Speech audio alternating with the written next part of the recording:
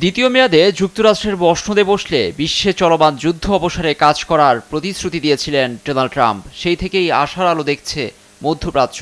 এখন সময় হয়েছে সেই কথা রাখার, কিন্তু মুখে বলা আর করে দেখানো এক নয় বলে মন্তব্য করেছেন বাহরাইনের রাজনৈতিক বিশ্লেষক আবদুল্লাহ আল জুনায়েদ। তার মতে, গাজা ও লেবাননে ইসরায়েলি আগ্রাসন বন্ধে নেতানিয়াহুর সব চাহিদা মেটাতে হবে প্রেসিডেন্ট ট্রাম্পকে। এছাড়া মধ্যপ্রাচ্যকে নিজেদের আঞ্চলিক গুরুত্ব বোঝানো না হলে সমাধানে পৌঁছানো মুশকিল হবে। এদিকে গাজা ও লেবাননে ইসরায়েলি আগ্রাসন নিয়ে নীরব ভূমিকায় দেখা যায় মুসলিম বিশ্বকে। এতে নিজ দেশের নাগরিকদের তোপে দেশগুলোর নেতারা।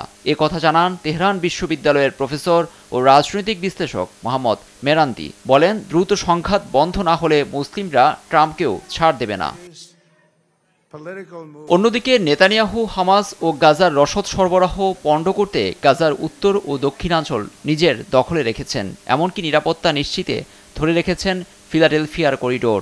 তবে উত্তরের গুরুত্বপূর্ণ লিতানি নদী নিজের করতে ট্রাম্পকে প্রয়োজন তেল আবিবের। এছাড়া মেরান্দির মতে, প্রধান শত্রু হিজবুল্লাহকে বাগে আনতেও ট্রাম্পকে ব্যবহার করতে পারেন নেতানিয়াহু।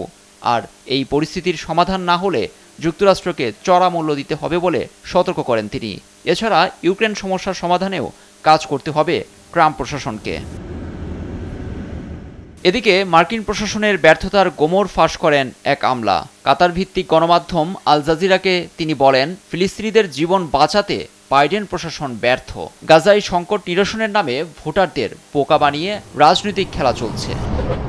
নিউজ ডেস্ক, দেশ টিভি।